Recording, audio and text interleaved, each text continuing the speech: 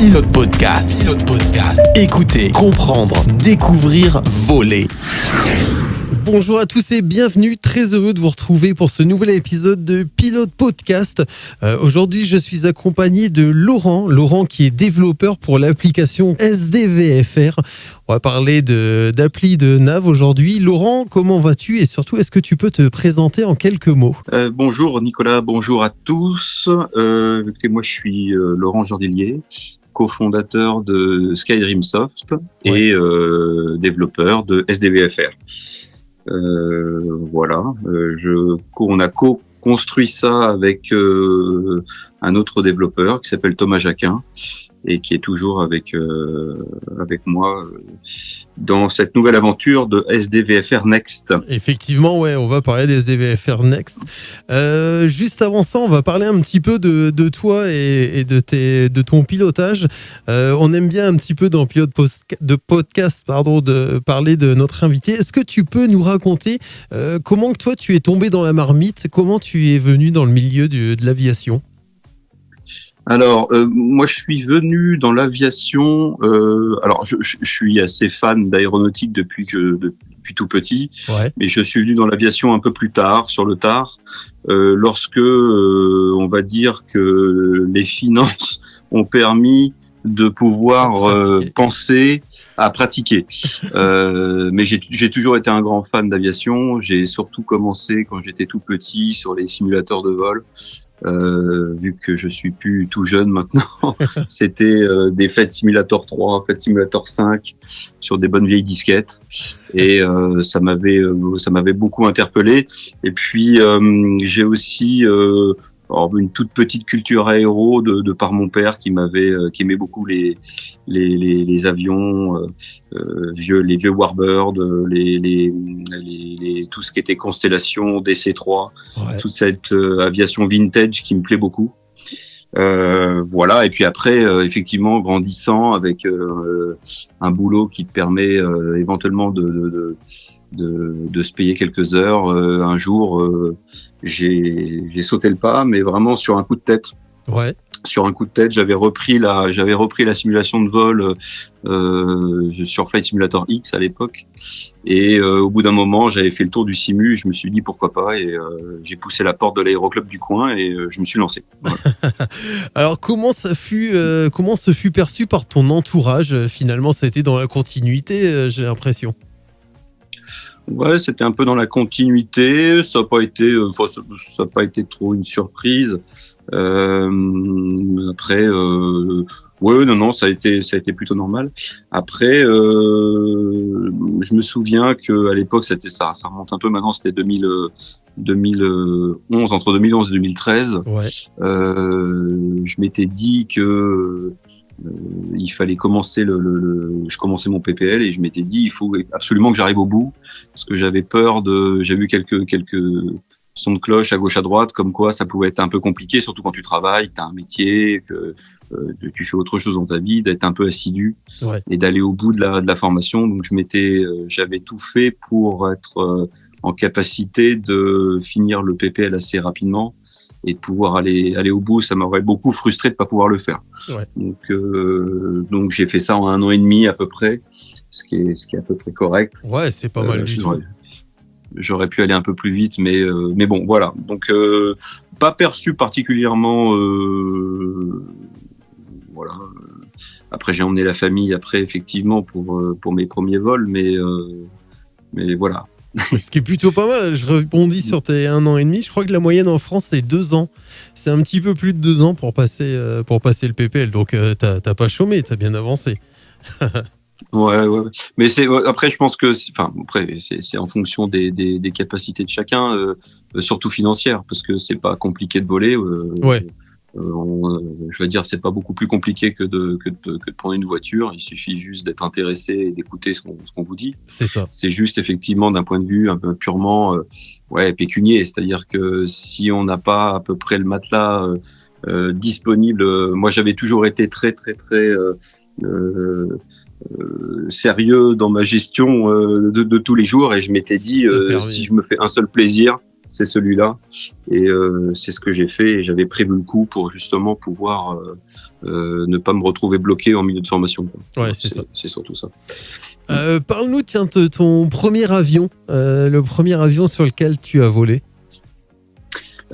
C'était donc moi je vole à Châtellerault et j'ai commencé à Châtellerault. Ouais. Et Châtellerault, ils en ont plus qu'un aujourd'hui, mais ils avaient à l'époque 2 fourniers des RF6. Ouais. RF6B, qui était l'avion école par excellence, biplace.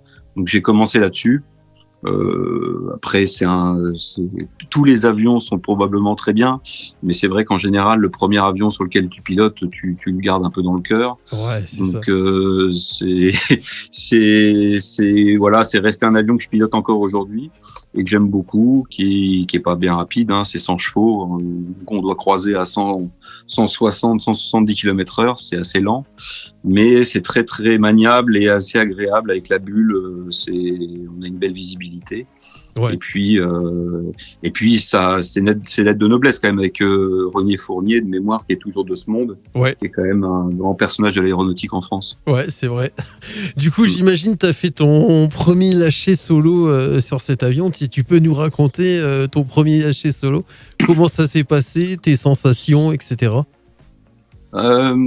Écoute, c'est toujours un souvenir c'est quelque chose qu'on n'oublie pas. Ouais. Alors moi, j'ai pas oublié le jour où ça s'est passé, j'ai pas oublié l'instant. Par contre, j'ai complètement occulté le vol en lui-même. Je ne me souviens plus du tout de ce que j'ai fait. Ah ouais.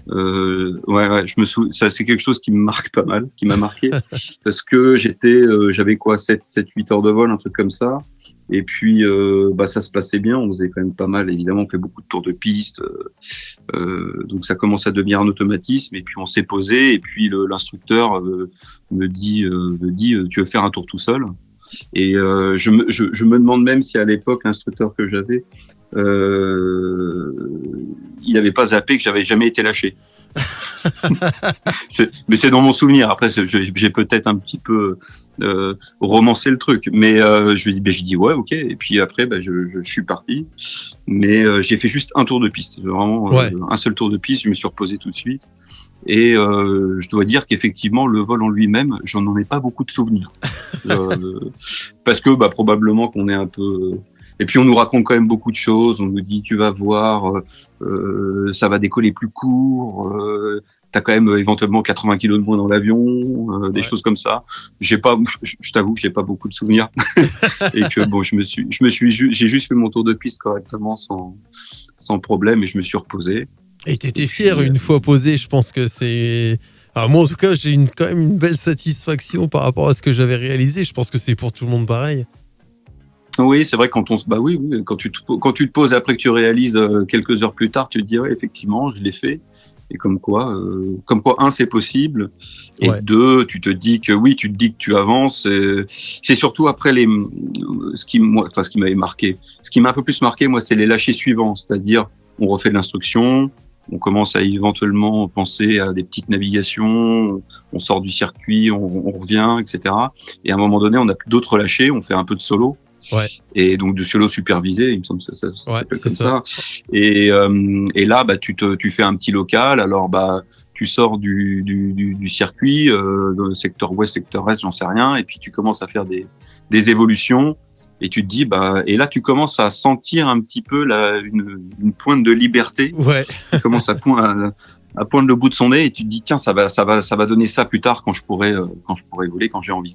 Ouais. Et c'est plus ça qui m'a marqué, moi je me souviens à l'époque dans les solos suivants. Ouais, c'est vrai qu'on parle pas des lâchers solo après, mais ouais, effectivement, c'est d'autres sensations qu'on a ensuite. Est-ce que, tiens, on a une petite tradition dans Pilote Podcast, c'est pas discriminatoire, mais c'est vrai qu'on nous pose la question à chaque fois. Depuis combien de temps voles-tu et quel nombre d'heures tu as aujourd'hui au total? Ah, écoute, il n'y a pas de problème. J'ai très peu d'heures de vol. Très, très peu d'heures de vol. J'ai 120, 130 heures de vol à peu près. C'est déjà pas mal. J'ai eu une très longue pause pendant 4-5 ans. Ouais. Pendant laquelle, 1, j'ai pas vraiment pu voler et 2, j'ai eu des enfants surtout. Donc, si tu veux, c'est ça. Et puis, j'ai énormément travaillé. Et je m'y suis remis il y a pas si longtemps que ça. J'ai récupéré mon PPL Ouais. Je suis assez content. Mais tu vois, par exemple, entre 2013 et maintenant, il s'est passé quand même pas mal d'années. Et pendant toute ce laps de temps, ma licence a été périmée 2 fois. J'ai refait un vol d'examination 2 fois. J'ai récupéré mon PPL 2 fois. Donc, pour tous ceux qui éventuellement nous écoutent et ont perdu leur PPL et se disent ah merde, ça va être compliqué, etc. C'est pas du tout compliqué. Ouais. On reprend quelques heures, ça revient très vite. On repasse devant le FE et voilà, et ça pose pas beaucoup de problèmes. Je veux dire, c'est pas une fatalité. On peut faire des pauses dans son histoire aéro, on va dire ça comme ça. Ouais, tout. Donc je vole peu, je vole peu et je suis pas un grand voyageur. Ouais. Je suis vraiment l'archétype du pilote qui va faire quelques tours tranquillement à côté du terrain et qui de temps en temps, alors je suis à Châtellerault, de temps en temps tu vas aller à La Rochelle, je suis déjà allé sur le bassin d'Arcachon, mais c'est déjà des naves qui sont assez importantes comme mine de rien. Ouais, mais il y a des petites choses sympas à voir quand même. Voilà. Oui, ça c'est sûr qu'il y a des trucs sympas à voir. Partout en France et partout ailleurs aussi, évidemment. Ouais, c'est ça. On va revenir sur tes sensations en vol.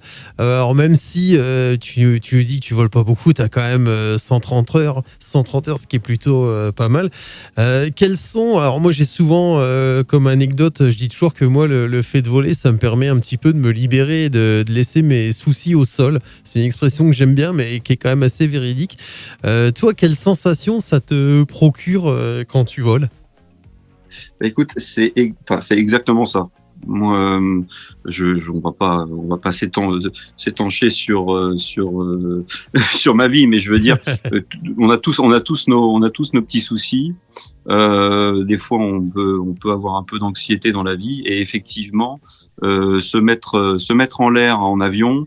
D'ailleurs, c'est presque contre-intuitif parce que c'est quand même une activité qui pourrait présenter un risque. Ouais. Donc on pourrait se mettre d'une certaine manière aussi dans une situation de stress ou de danger ou d'anxiété, mais en fait pas du tout. T'as appris des choses, t'as des automatismes, t'es là pour te faire plaisir, et en fait effectivement dès que tu te mets en l'air, tu oublies tous tes soucis. Ouais. Tu as un certain stress pour préparer ton vol, parce que surtout si t'emmènes des gens, il faut quand même pas faire n'importe quoi. Ouais. Il faut penser à tout. Donc t'es dans un bon stress avant, mais voilà. Et après, une fois que t'es en l'air, tu oublies tout ça. Et pour faire une analogie, c'est ce que je retrouve pas mal dans la plongée sous-marine. Ouais. C'est aussi une activité engagée dans laquelle tu peux quand même te mettre en danger d'une certaine manière. Il faut faire attention, il y a des règles, etc. Mais c'est exactement la même chose. Tu pourrais stresser un peu avant l'activité, et dès que tu es dedans, t'es dans un autre mood. T'es vraiment, et c'est ça c'est ça la sensation en vol. C'est la pure liberté. Ouais. C'est la pure liberté. Oui. Et la sensation d'être dans ton élément, quoi. Oui, tout à fait, c'est ça. Pour finir, juste avant de parler de SDVFR Next, est-ce que, on va finir sur tes anecdotes de pilote, est-ce que tu as une anecdote un petit peu sympa, un truc loufoque qui t'est arrivé? On aime bien parler de ça sur Pilote Podcast. Vu que j'ai pas beaucoup volé, j'ai pas énormément de choses. Éventuellement, je peux parler d'un Rex, mais ouais, bah. un des trucs qui m'est arrivé. Un truc qui t'a marqué, ouais. Un truc qui m'a marqué, c'est j'étais en instruction encore. Ouais. Et je voulais emmener un pote en avion, c'était son anniversaire, et donc on est parti avec un autre pilote. Ouais. Et l'autre pilote, donc j'étais en place droite pour le coup. Et je n'avais jamais piloté en place droite. En plus, je suis gaucher, moi. Donc, alors, je sais pas si ça change quelque chose, mais disons que dès que tu changes de place, ça change quand même tes repères dans l'avion. C'était en DR400. Et donc, pour me faire plaisir, le pilote en question, qui était le commandant de bord pour le coup, m'a laissé quand même prendre les commandes pour piloter et puis pour faire quelques évolutions pour mon pote qui était derrière. Ouais. Et on s'est posé à Poitiers. Et en me posant à Poitiers, donc j'ai fait l'atterrissage, et le fait d'être pas sur la même place, j'ai oublié le deuxième cran de volée. Ouais. Alors bon, quand t'as une piste qui est assez longue, tu vas arriver un peu plus vite, ça va te faire un peu bizarre, ça va. Mais en fait, on s'est posé sur la piste en herbe, qui est quand même beaucoup plus courte, et où il y a quand même quelques obstacles au bout de la piste. Et je dis tiens, je suis rapide. Et là, je me rends compte que j'ai oublié mon deuxième cran. Donc, on pose. Je remets les gaz assez rapidement. Je rentre pas le deuxième cran pour le coup. Je l'avais pas sorti. Ouais. Et je vois quand même les obstacles au bout de piste. Donc on lève, on prend un peu de ressources et puis l'avertisseur de décrochage. Donc on rend un peu la main quand même pour récupérer la vitesse. Ouais. Donc ça c'est un des trucs un petit peu qui m'a marqué. J'ai pas eu beaucoup d'occurrences comme ça dans mes vols en général, mais ça c'est un des trucs qui m'a marqué et je me suis dit tiens, tu vois, dès que tu changes, t'es complètement place droite, les réflexes de main où je vois les droitiers par exemple qui reprennent le main gauche dans le manche pour pouvoir éventuellement sortir un cran puis après qui repasse avec la manette des gaz et tu vois, ils switchent de main entre les deux. Et c'est un peu ce qui m'est arrivé mais à l'inverse sur la place droite. Et ça, c'est un des trucs qui m'a un peu marqué. Ouais, c'est un peu anodin, mais quand même, ça peut mener à des trucs qui sont pas très agréables. Voilà. Non, mais c'est ça. En fait, heureusement que c'est anodin, puisqu'aujourd'hui, on peut encore en parler ensemble. Mais c'est vrai que finalement, comme tu dis, un petit changement de place, ne serait-ce qu'un grain ça peut venir faire. C'est un grain de sable qui vient un petit peu enrouer la machine, quoi. C'est ça. On va rentrer dans le vif du sujet. On est là pour parler de SDVFR et SDVFR Next. Alors, comme on le disait, tu as participé au développement de SDVFR.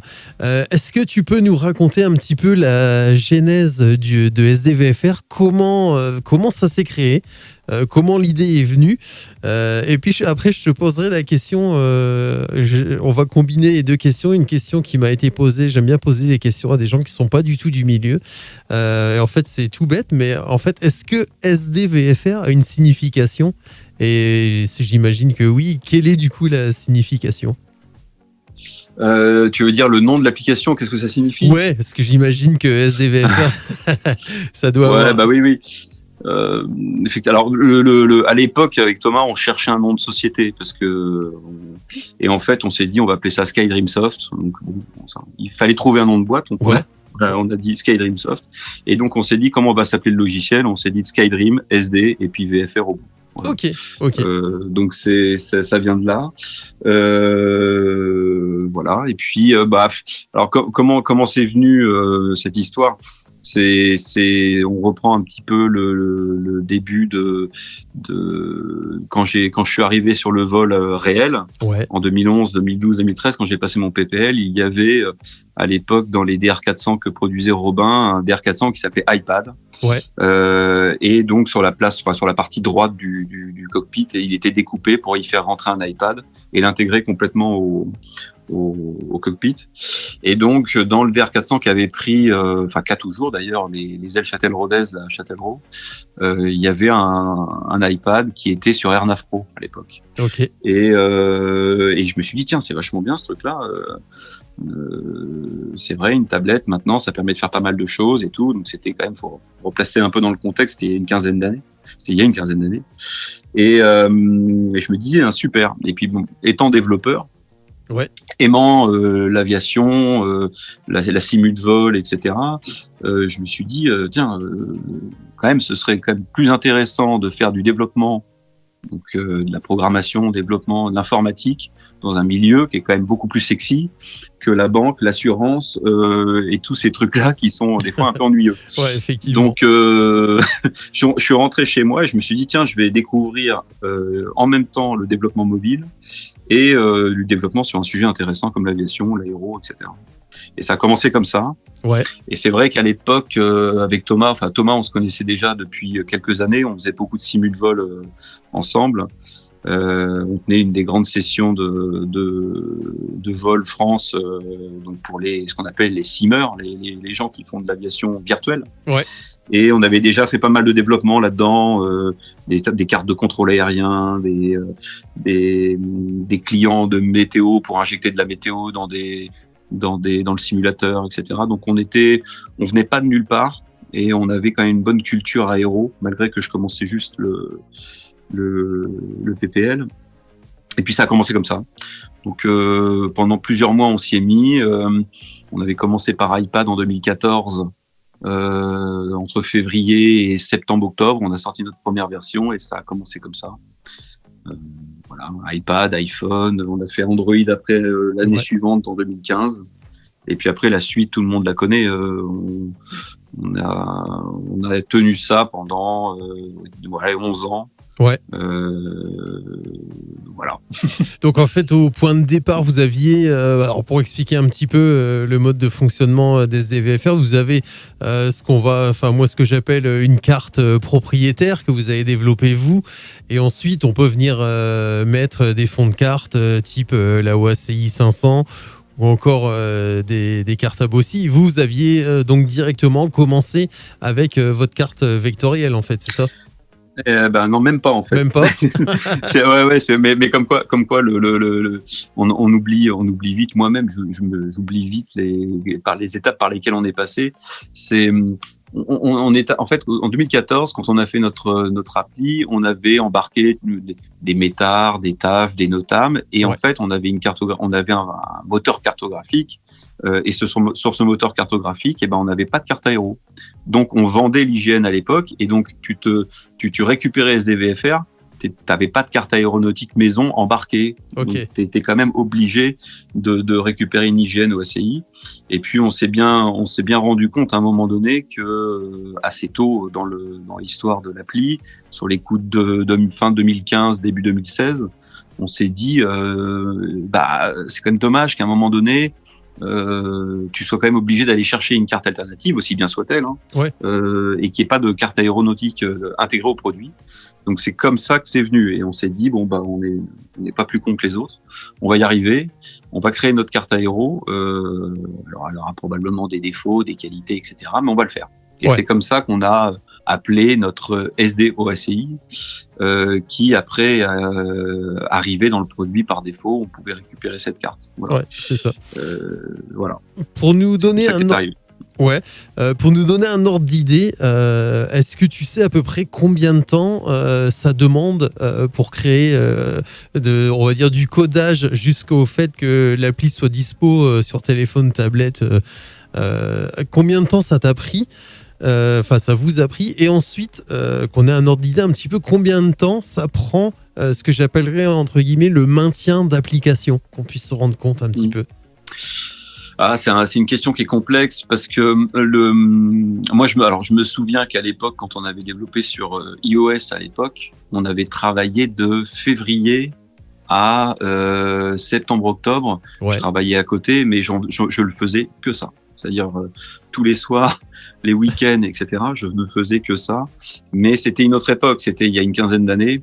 Où les ressources sur Internet, les IA, les trucs comme ça n'étaient pas présents, et le développement était quand même un peu plus long. Surtout qu'il fallait, en plus de développer l'application, penser à comment je vais aller récupérer de la météo, comment je vais récupérer des notables, comment je vais récupérer l'information aéronautique, etc. Donc c'était vraiment un projet qui on partait de zéro. Ouais.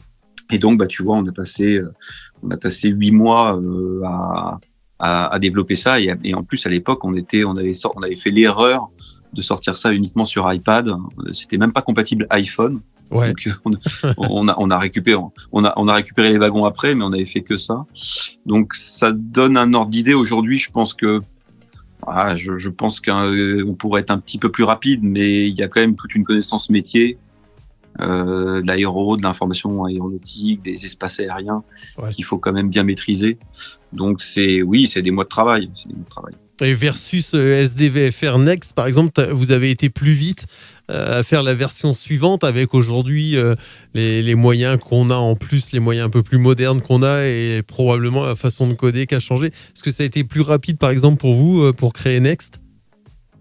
Écoute, si on avait pu faire ça H24, on aurait été probablement plus rapide, mais Next, en fait, peu de gens le savent, enfin ceux qui nous suivent un petit peu sur notre forum le savent depuis des années, ça fait 5-6 ans qu'on est dessus, en fait. Parce que on se disait, à un moment donné, il va falloir faire une refonte. Les moteurs cartographiques de la version 1 sont vieillissants. C'est aussi une des raisons pour lesquelles on a complètement recodé. On avait ce projet qui germait, et on se disait il faut faire quelque chose.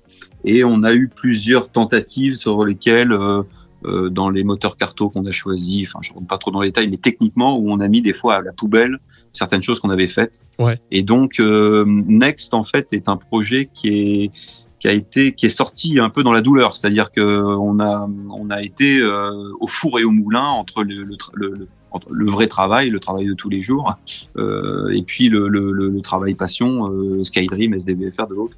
Ouais. Et donc ça a mis très très très longtemps à arriver, et on a réussi à un moment donné, fin 2023, à vraiment être arrivé au bout et en se disant on sait exactement comment on va faire.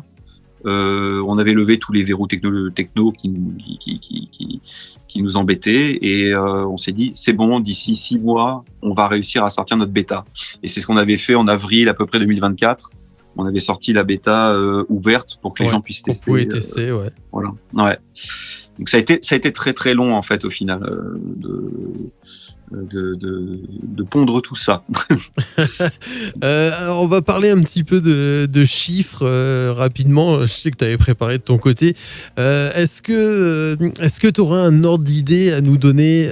On va dire, on va pas différencier les deux applis pour le moment, mais on va parler de communauté. Est-ce que tu connais un petit peu combien d'utilisateurs vous avez, ou peut-être en connexion, tu vas me parler. Tu vois, est-ce que tu as quelques chiffres à nous donner par rapport à SDVFR? C'est pas si énorme que ça en fait. On table sur quelques milliers d'utilisateurs. Ouais. Parce que souvent on voit, là pour le coup, je peux faire un peu de transparence pour que les gens comprennent. On voit souvent pas mal d'acteurs du marché qui nous sortent des chiffres assez mirobolants, en disant j'ai plusieurs dizaines de milliers d'utilisateurs. C'est pas le cas. Le marché est très très concurrentiel. Ouais. Les acteurs, enfin les personnels aéronautiques, ça reste un marché de niche. Hein. C'est ça. On doit être en France, enfin des acteurs aéros, il doit y avoir 40-50 000 personnes de mémoire. Enfin, je dis peut-être une bêtise, mais on doit pas être loin de ça. Donc c'est quelques milliers d'utilisateurs. On espère plus, évidemment. On verra. C'est aussi une des raisons pour lesquelles on essaie de s'ouvrir un peu à l'Europe, mais on rentre dans une autre dimension là. Après, c'est compliqué d'être partout à la fois. Ouais. Donc ça représente pas tellement d'utilisateurs que ça en fait au final. Ok. Alors oui, puis c'est vrai qu'effectivement, il y a quand même plutôt pas mal d'applications sur le marché. Mais comme tu dis, ça reste un marché de niche. Et ouais, effectivement, quand on parle de milliards d'utilisateurs, c'est peut-être un petit peu effectivement surévalué. Est-ce qu'on peut mais comme pour le podcast, hein, on est quelque part sur la même niche, et au final, voilà, on a des chiffres qui vont avec notre niche. Est-ce que tu peux nous parler donc du coup de cette version SDVFR Next? Voilà. Alors la différence, effectivement, on la connaît, c'est que la version est devenue payante, mais ça n'est pas que l'unique différence. Est-ce que tu peux nous parler un petit peu de tout ce qu'on va retrouver versus SDVFR Old, ancienne version? Ouais. Alors l'une des grandes différences, évidemment, c'est le passage au payant. Il y a deux grands changements. Le passage au payant, et effectivement, SDVFR Next est une application qui est totalement indépendante de la version 1, dans laquelle, évidemment, on y reviendra peut-être, on retrouve quand même ses petits, on va dire, même si elle a un petit peu changé. Sur le coût, déjà, on peut en parler.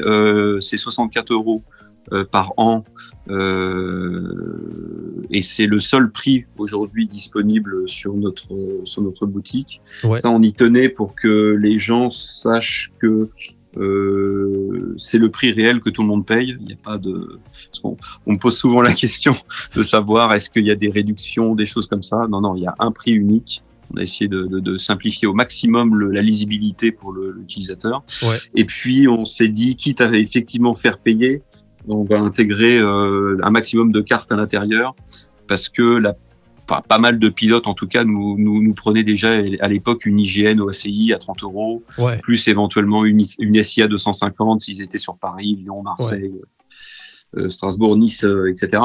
Ils prenaient également cette carte-là qu'ils payaient dans les 12 €. Donc déjà, un utilisateur chez nous dépensait, on va dire, une cinquantaine d'euros. Ouais, ouais. Enfin, quelqu'un qui achetait effectivement, on pouvait utiliser SDVFR totalement gratuitement avec notre carte maison, mais en tout cas quelqu'un qui voulait s'équiper en bon pilote français, il prenait au moins une IGN. Ouais, c'est ça. Donc on a essayé de coller, on a essayé de se mettre à un prix qui permettait de faire fonctionner bien la machine et d'être assez accessible pour l'utilisateur. Donc sur les 64 € avec l'IGN OACI comprise, les SIA 250, toutes les cartes du SIA comprises, et puis toute autre carte européenne qu'on peut intégrer au produit. Mais bon, pour le pilote franco-français, c'est voilà, quitte à faire payer, autant mettre les cartes qui étaient vendues à côté avec. Ouais. Ouais, tu fais bien de revenir sur ce point parce que c'est vrai que ça, sur le coup, j'avais entendu beaucoup de choses un petit peu différentes et ouais, alors finalement, comme tu le dis, ça redevient hyper accessible pour certains. J'ai entendu dire que effectivement, on n'avait pas les cartes, c'était simplement 60 €, c'était le ticket d'entrée pour l'abonnement. Donc c'est plutôt bien de remettre un petit peu l'église au centre du village. Et ensuite... Oui, non, pas du tout. C'est très enfin, c'est assez important de le dire. Ouais, carrément. Parce que il faut quand même que l'utilisateur y voit un intérêt. Alors moi, ça fait un moment que j'ai pas acheté une carte papier, mais de mémoire, un quart de France IGN papier, ça doit être dans les 20 €. 29, 25 ouais. €, c'est 29 €. Je me souviens plus très bien. 29 € un quart, ouais. Tu prends ton IGN OACI dans ton appli préférée, tu vas déjà avoir la France entière. C'est ça. Tu vas avoir d'autres cartes, surtout si tu te trouves dans des régions contraintes comme Paris, Strasbourg, etc. Et puis après, effectivement, il y a quand même un certain prix qui est, entre guillemets, dédié à l'application en elle-même. Et donc, tu vas effectivement payer l'application. Mais voilà, package global pour un maximum de lisibilité pour l'utilisateur. Alors du coup, est-ce que tu peux nous parler maintenant des choses qui changent versus SDVFR ancienne version? Alors, les choses qui changent, c'est vraiment le moteur cartographique qui a été complètement revu. Et donc, l'application vient par défaut avec notre carte maison, mais cette fois-ci dans sa version vectorielle. Alors, les gens regarderont, testeront l'application, verront les vidéos qu'on a faites dessus, mais pour faire très simple, c'est un fond de carte vectoriel, c'est un fond de carte qu'on peut altérer pendant la durée de vie de l'application. C'est pas une image qu'on a plaquée et qui est figée. On va pouvoir changer le thème de la carte, mode jour, mode nuit par exemple. On va pouvoir débrayer des espaces aériens, enlever les classes E, mettre un filtre de plafond sur la carte pour éventuellement enlever tout ce qui est au-dessus du FL 050 par exemple. Ouais. Et ça, c'est l'avenir. Il fallait que sur cette refonte, on puisse aller là-dedans. Et puis, évidemment, on n'oublie pas les cartes dites scannées, c'est-à-dire l'IGN OACI, les SIA 250, qu'on peut embarquer dans le produit. Et donc, le produit, il est capable de travailler comme ça, de façon hybride. Il peut basculer d'un mode à l'autre sans aucun problème. Et ça, c'est la grosse différence entre la version 1 et la version 2. L'autre grande différence qui est importante, c'est que, et ça répond à une des grandes questions que j'ai eues pendant tous ces mois qui viennent de passer, c'est la version 1 était en fin de vie technique. Et il faut le dire et le répéter parce que il y a beaucoup de gens qui me disaient oui, moi je préférais votre ancienne version, etc. Ce que je peux comprendre. Moi, si vous la mettez à la vente, je vous la prends. Mais c'est pas possible. C'est-à-dire qu'on n'aurait jamais mis à la vente une application qui avait un risque technique de ne plus fonctionner dans les mois ou les années à venir. Ouais. Et donc c'est là aussi la grande différence entre la V1 et Next. SDVFR Next est un nouveau produit nouvellement développé sur lequel on a une assurance, nous, de pouvoir perdurer dans le temps. Et donc, c'est une solution pérenne. Voilà. Donc, c'est là aussi la grande différence. Après, il y a évidemment d'autres fonctionnalités qu'on a intégrées dans l'appli et on a essayé de gommer des lourdeurs de la version 1. Je citerai par exemple un exemple tout simple, c'est je peux afficher mon profil de navigation directement sur mon écran carte. Je suis pas obligé de faire l'aller-retour entre mon écran carte principal et le profil de navigation qui était caché dans un sous-écran et ça ne me permettait pas d'ajuster mes points de navigation et de voir le profil de nav se mettre à jour tout de suite dans le même écran. Ouais. Il y a plein de petites choses comme ça qui ont été reprises de manière à gommer un peu certaines lourdeurs. Voilà. Ok. Pour un utilisateur, on va dire lambda, PPL, qui ne connaît pas SDVFR Next ni l'ancienne version, est-ce qu'on peut, on va se mettre dans la situation où on part en vol. Comment on va utiliser SDVFR? Alors quand je dis SDVFR, j'entends Next, maintenant on est passé à l'autre version. Alors, en partant, par exemple, parce que je sais qu'SDVFR est capable de créer le log de nav, voilà, comment va se dérouler un vol avec SDVFR en partant du sol jusqu'en l'air et jusqu'au moment où on repose? Alors, le maître mot quand même sur notre application, c'est quand je clique sur l'icône de l'application, quand je tape dessus sur ma tablette ou mon téléphone, l'application se lance et j'arrive tout de suite sur mon écran de carte. Ouais. Ça, c'est quelque chose qui est très important chez nous. Avec Thomas, on s'est toujours dit, c'est très important. Pourquoi? Parce que moi-même, je suis pris dans ma checklist, je suis pris dans la mise en œuvre de mon appareil. J'arrive au point d'arrêt, je fais mes essais moteurs. En général, je zappe complètement mon application de vol. Alors évidemment, il y a des fois je vais la démarrer en amont, mais ça m'est arrivé d'être pris et voilà. Donc je me mets en l'air, je fais mon top décollage, j'ai mon log de nav imprimé sur ma planchette et je dis tiens, j'ai oublié de lancer mon nav.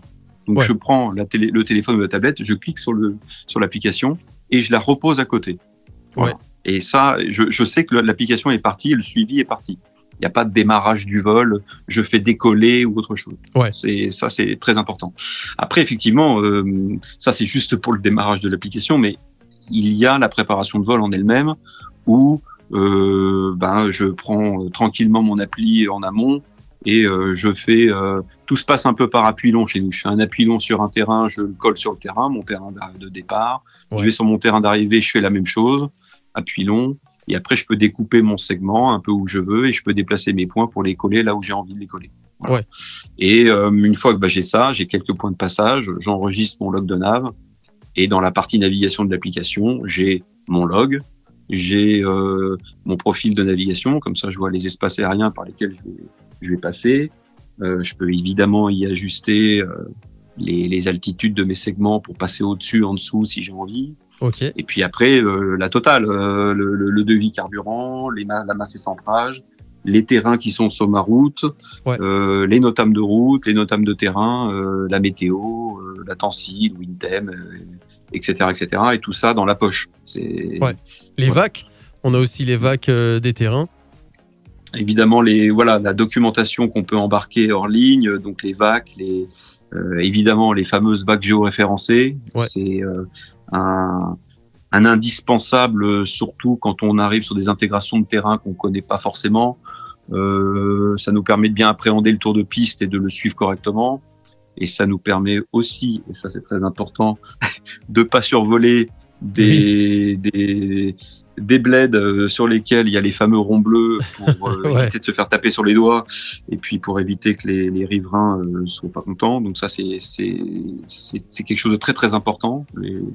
Les VAC, donc on appelle géoréférencés. Oui, et puis après, il y a plein de choses qu'on passe sous silence, mais il y a d'autres fonctionnalités un petit peu plus avancées qui sont à découvrir, si tant est qu'on ait envie de les découvrir.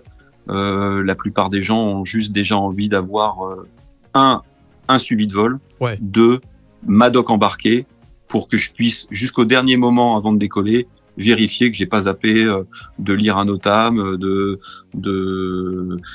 réviser les vagues des terrains tranquillement avant de partir et d'être c'est une certaine assurance d'avoir la doc dans la poche. Alors tiens, une indication qu'on m'avait soumis à l'époque où j'avais interrogé le développeur de Safe Sky. Souvent on me dit mais bon, t'es gentil Nico, mais bon, à 5000 pieds on n'a plus de réseau internet. Est-ce que vous, comme SafeSky, vous avez un système, alors je vais employer ça avec mes mots, hein, ça va sûrement pas être les bons mots, mais tu me corrigeras si besoin.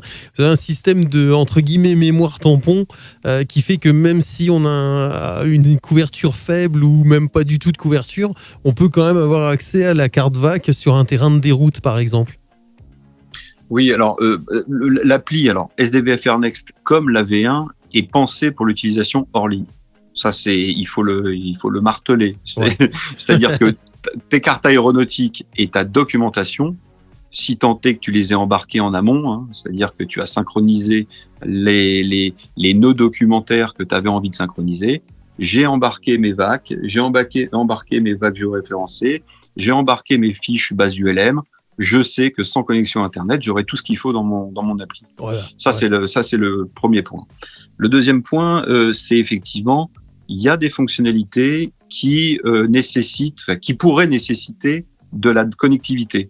On reparlera de SafeSky après parce que c'est un point qui est super intéressant. Mais par exemple, si j'ai un peu de data, je peux très bien, mon appli va au fil de l'eau essayer d'aller chercher les métars, les TAF, même les NOTAM. Les WinTem, etc. et va régulièrement récupérer ces sources de données. Ouais. Donc, franchement, jusqu'à 3-4 000 pieds, même 5-6 000 pieds, il y a des moments où tu vas récupérer la connectivité, où l'appli va pouvoir se mettre à jour. Okay. Donc ça c'est possible. Il y a aucun problème avec ça.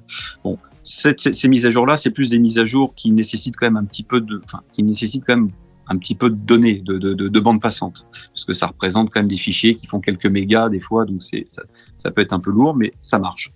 Et puis après, effectivement, tu as des fonctionnalités techniquement beaucoup plus ciblées, comme SafeSky. Et SafeSky, alors sans rentrer dans le détail technique, etc., mais utilise les gens de SafeSky le décrivent bien, un filet d'internet, c'est-à-dire que ils vont utiliser, même si on est sur de la 3G, sur un mode assez dégradé, je vais pouvoir faire partir mon ping, j'envoie ma position, etc. Le SafeSky va le récupérer et va me renvoyer en retour la situation trafic autour de moi. Ouais. Et donc ça, on n'a pas beaucoup besoin de bande passante, c'est très très très léger. Et donc ça fonctionne quand même plutôt bien. Ouais. Donc si on parle de SafeSky pour aller dans ce sujet-là, c'est ça, ouais, j'allais rebondir. Rebondis parce que c'est vachement intéressant. Alors ouais, moi un des éléments qui m'a fait aller vers SDVFR, en fait, c'est la rétrocompatibilité. Enfin, la rétrocompatibilité, la compatibilité entre eux, l'introcompatibilité que j'ai entre SafeSky et SDVFR. Est-ce que sur la nouvelle version, vous maintenez et vous continuez cette compatibilité qu'il y a avec les deux logiciels? Ouais, alors évidemment c'est possible sur la nouvelle version et de plus largement en fait c'est la capacité qu'a SDVFR ou d'autres applications de suivi de vol, cette capacité d'interfacer avec soit des applications qui t'envoient de la donnée trafic comme SafeSky, soit des dispositifs physiques, des petits modules hardware. On les cite souvent, Stratux, Rosetta, SkyEcho, il y en a d'autres, qui t'amènent de l'information trafic. Ouais. Et ça utilise plus ou moins le même protocole, je schématise. Et SDVFR est compatible avec ce protocole pour t'afficher les plots sur la carte. Ouais. Voilà. Donc ça c'est quelque chose qu'on a repris de la version 1. D'ailleurs, on l'a repris et on l'a essayé de le reprendre un petit peu plus proprement, c'est-à-dire on va voir un vecteur vitesse d'1 minute, on va pouvoir grossir, diminuer la taille de l'icône, mettre des couleurs comme on veut, gérer, enfin voilà, on a quand même exposé un peu plus d'options pour customiser un petit peu cet affichage des trafics. Et donc effectivement c'est compatible avec SafeSky. Alors lorsque tu as le premium de chez eux, pour être précis, parce que ce premium-là te permet d'activer ce qu'ils appellent enfin c'est pas eux qui appellent ça, mais c'est le protocole qui s'appelle GDL 90. Et ça te permet donc de reporter ça sur ton appli préférée, on va dire. C'est ça. Voilà. Donc ça, oui. Alors et puis après, moi, j'encourage quand même à utiliser ce genre de choses parce que certes, on va pas tout voir. On pourrait en faire tout un cours de ce truc-là, mais faut voir, je pense, le verre à moitié plein. Et c'est une solution assez peu onéreuse pour se faire voir aussi, c'est-à-dire pour être vu. Ouais, tu prêches un convaincu. Moi, c'est pour ça que je les avais invités dans l'émission. Pour reprendre ce que Paul, un des créateurs, disait, en fait, alors ça, on évitera peut-être pas d'avoir un abordage, mais ça reste, on va dire, 2 yeux supplémentaires en plus de ceux qu'il y a dans le cockpit. Pour nous aider. Donc ouais, effectivement, pour moi, il n'y a même pas de débat. Ça reste intéressant d'utiliser les 2 applis en binôme, c'est clair. Ouais, tout à fait. Pour rebondir un petit peu avec une question aussi qu'on m'a posée, pour rebondir avec ce qui se fait à la concurrence, je parlerai également, pour être tout à fait neutre, chez Pilote Podcast, on parle un petit peu de tout le monde. Il y a d'autres applications qui utilisent par exemple la préparation de nav avec une page internet. Est-ce que vous, c'est quelque chose qui est au projet ou est-ce que c'est quelque chose qui ne fait pas du tout partie de votre volonté de faire ? Alors, quelle est un peu votre position par rapport à ce type de préparation de nav ? Alors la position a vachement évolué. Alors pourquoi elle a évolué ? Parce que pendant 10 ans, on disait et on répondait à tout le monde qui nous demandait ça. On se concentre sur le mobile parce que on veut absolument que le mobile soit fiable, ne plante pas en vol, etc. Et on avait raison de faire comme ça. Ouais. Aujourd'hui, l'application passe au payant. On a un peu plus de ressources et on va pouvoir combler ce manque qui effectivement, et je le comprends, était un manque assez important. Courant de l'année 2026, probablement moitié d'année, on devrait avoir une application web de préparation de vol avec les grandes fonctionnalités qu'on retrouve dans l'application mobile, tracer sa nav, voir les différentes cartographies, voir son profil, son log de nav, les informations météo, etc. Donc il y aura courant 2026, une application web SDVFR. Ouais. C'est un des grands trucs de cette année. Et évidemment sans surcoût pour l'utilisateur. C'est-à-dire que aujourd'hui, tu as ton abonnement annuel à SDVFR, tu auras accès évidemment à cette application web de préparation de vol sur PC, Mac, sur navigateur. Ok, sans surcoût. Tout à fait. Du coup, ça me permet d'enchaîner avec les innos. On va parler d'innovation. Est-ce qu'il y a des nouveautés donc hormis la partie web dont on vient de parler, du coup sans le savoir, je ne le pensais pas, tu vois, tu nous l'apprends. Est-ce que vous avez d'autres innos dans votre sac pour l'année 2026, des choses un petit peu qui vont changer, des trucs comme ça? Alors on a 2-3 choses effectivement. Alors comme je viens de le dire, la partie web est le gros chantier de 2026. Ouais. Il y a un autre chantier qui est techniquement prêt sur iOS, donc sur Apple, qui ne l'est pas encore sur Android, donc c'est pas encore sorti, mais c'est le dépôt de plan de vol. Ouais. On a beaucoup travaillé dessus à la fin de l'année 2025. En début 2026, on s'est fait un petit peu prendre par l'arrêt de la version 1 avec tout le support que ça a engendré, avec l'aide qu'il a fallu qu'on donne aux pilotes qui étaient un peu perdus, etc. Donc on a passé énormément de temps à accompagner tout le monde du mieux possible. Ouais. Donc ça nous a un peu retardé sur le dépôt de plan de vol, mais ça, ce sera l'un des grands chantiers de 2026.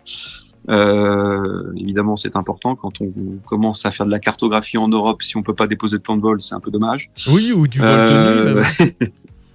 Ouais, oui, tout à fait, ouais. Même alors pour le coup, pas forcément pour les frontières, mais le transit maritime avec la Corse. Voilà. Donc c'est ça. Il suffit pas de sortir des frontières pour déposer le plan de vol. Donc ça, c'est important pour nous. Et puis, alors, on parlait de Safe Sky. Probablement qu'on fera du Safe Sky en natif. Ouais. C'est-à-dire que pour faire très simple, un Safe Sky, tu peux utiliser Safe Sky en démarrant les 2 applications, ouais. Et donc en reportant le trafic dans SDVFR. Mais il y a eu un autre moyen de fonctionner qui te permet de prendre l'option Safe Sky directement dans ton appli préférée, SDVFR en l'occurrence, ouais. Et donc d'éviter de démarrer les 2 apps. Ça aussi, c'est probablement l'un des gros chantiers de 2026, de manière à le proposer.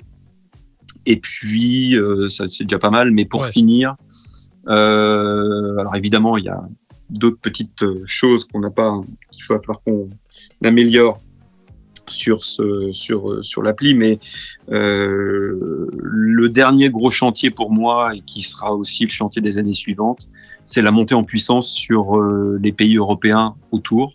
C'est-à-dire que pour l'instant, pour schématiser un peu, on a fait une cartographie qu'on va appeler ICAO, c'est-à-dire des terrains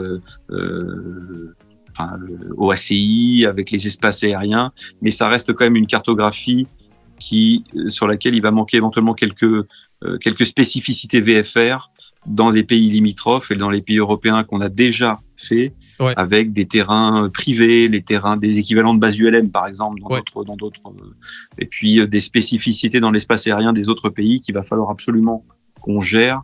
Des zones naturelles, enfin voilà, pas mal de petits sujets qui nous feront vraiment rentrer dans l'Europe courant 2026 et dans les années à venir. Ok. Et tiens, une autre question un petit peu d'ordre pratique. À ma connaissance, il n'y a qu'une seule appli qui le fait. Enfin ouais, à ma connaissance, il n'y a qu'une seule appli qui est beaucoup plus onéreuse. Mais est-ce qu'un jour, vous avez pour projet, par exemple, de pouvoir rentrer son carnet de vol ou ses heures de vol via SDVFR, par exemple ? Alors, pour le carnet de vol, c'est vrai c'est un peu comme pour les checklists. C'est des fonctionnalités qui sont un petit peu satellites.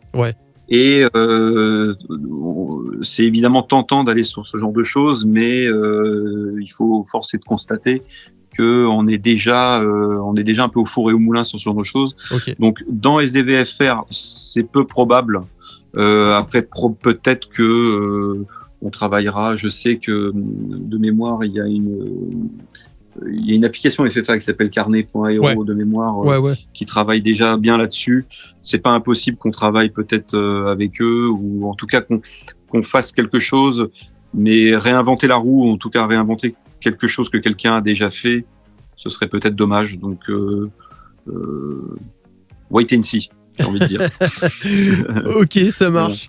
Bon, et une dernière question avant de clôturer et de passer aux questions flash.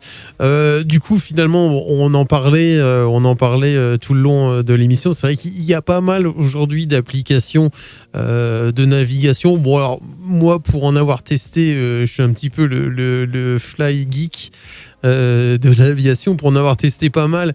Quand on commence à parler d'applications, on va dire d'applications sérieuses, il y en a quand même tout de suite beaucoup moins. Ça commence vraiment à se réduire, voire même sur les doigts d'une main.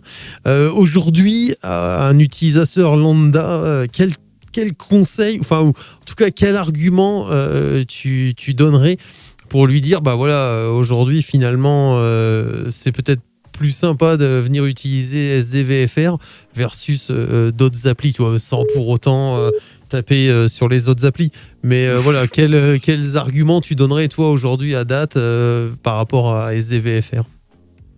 C'est une question qui est compliquée. Je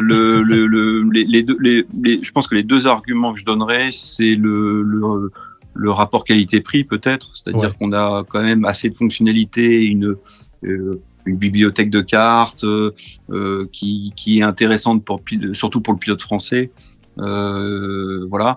Puis l'autre gros point pour lequel je pense on peut se lancer 2-3 fleurs, c'est le support technique.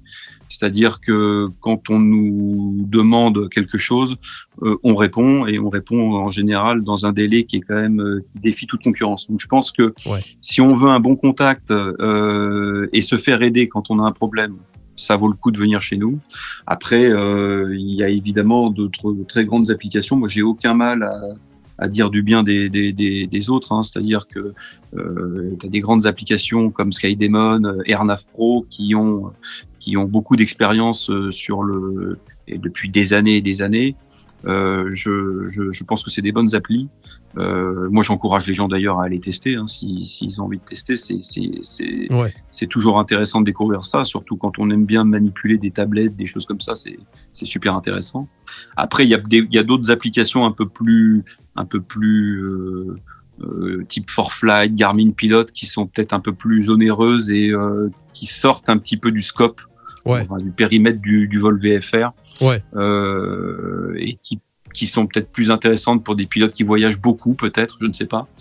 Mais c'est vrai que plus vers le pro, pour avoir testé Garmin par exemple, je trouve que l'appli Garmin est plus orientée IFR par exemple, avec les points IFR, et pour moi on va dire Garmin et Skydemon sont plus orientés pro, on va dire moins amateurs entre guillemets, sans que ce soit péjoratif.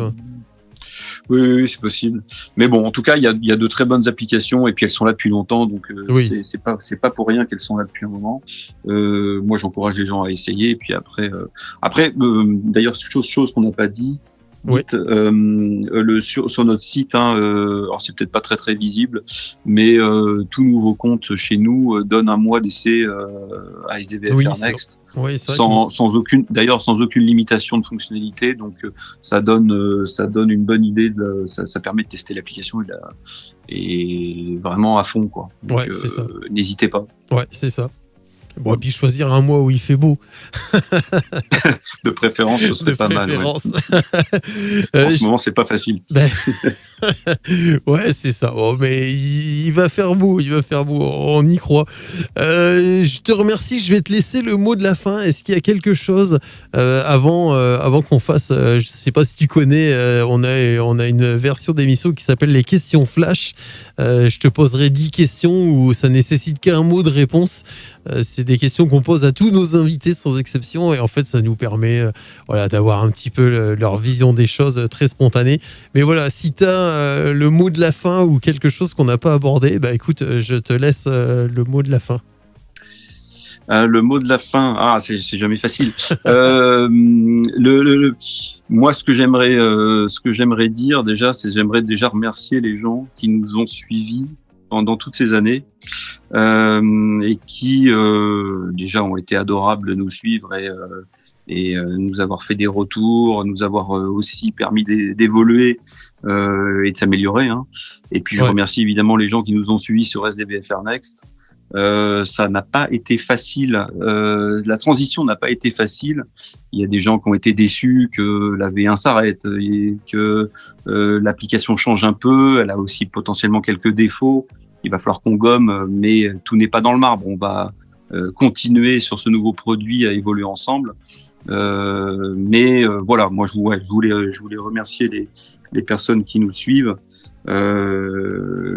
Parce que encore une fois, certains ont été un peu déçus de son changement. C'est toujours triste un peu quand un cycle s'arrête. Mais pour nous, ça n'a pas été facile non plus.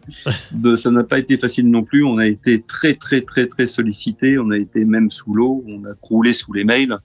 Et je dois dire que je sais pas si encore on en sortira indemne de cette période très très très dense. Donc merci aux gens qui ont été sympathiques avec nous et qui nous ont donné de la force. Bon, et le meilleur reste à venir. Oui, bien sûr. Allez, avant de se quitter, je te pose nos 10 questions flash qui nécessitent donc une seule réponse de manière spontanée. Une seule réponse oui ou non? Une seule réponse oui ou non? Je vais te les donner, tu vas voir. En fait, comme on dit tout simplement, les réponses sont dans les questions. Ok. Ouais, tu vas voir. Je vais pas dire de bêtises. Alors. Non, c'est très très simple. La première question, c'est est-ce que tu es Boeing ou Airbus? Merde, je suis plutôt Boeing. C'est pas problématique. Mais ça, c'est le simulateur qui dit ça, c'est pour ça. Est-ce que tu es plus vol de voltige ou vol promenade pépère? Oh non, promenade pépère. GPS, VOR, carte. Ou du coup je t'en mets un 4e pour toi, ou tablette.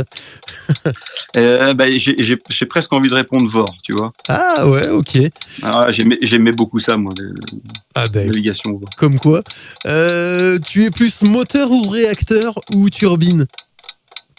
Moteur, enfin piston, ça c'est sûr.